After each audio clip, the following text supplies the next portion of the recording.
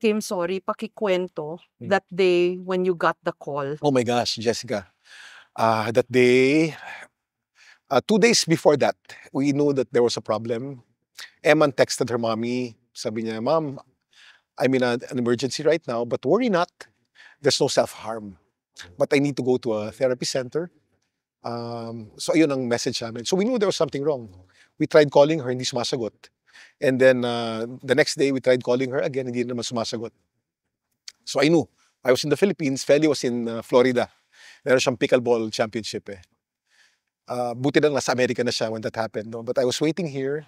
And then on the second day, I woke up in the morning, may message si Feli. I have terrible, terrible news. I knew already. Napaluhod ako, nanlambot ang tuhod ko. Sabi ko, Lord, ito na. So I called Feli. And Feli said, Eman's gone.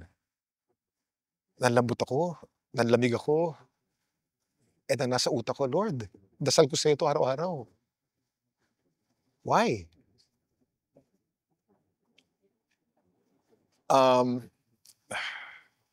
Feli flew right away to LA. And then, yun na nga.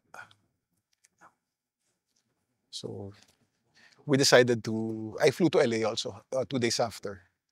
So, Eman is now in the Philippines. But that's how we found out. Ito pa, Jessica. That day that I found out, I was in shock, no? Pero therapy ko kasi trabaho eh. Sabi, wala akong pamilya rito eh. Nasa Amerika silang lahat. That was the most difficult day. Probably the most difficult day in my life. Feli told me, let's not be public about it yet. Hanggang makuha natin yung official coroner's report, no? It will take 1 or 2 days. So I was quiet about it. I went to GMA. Nag-TikTok lang pa ako nung araw na yun. Ang hirap. But better pa rin kasi nalilibang ako eh. Pero ang hirap itago sa loob. I can understand yung mga sumusunod na pag namatay ang asawa, sumusunod.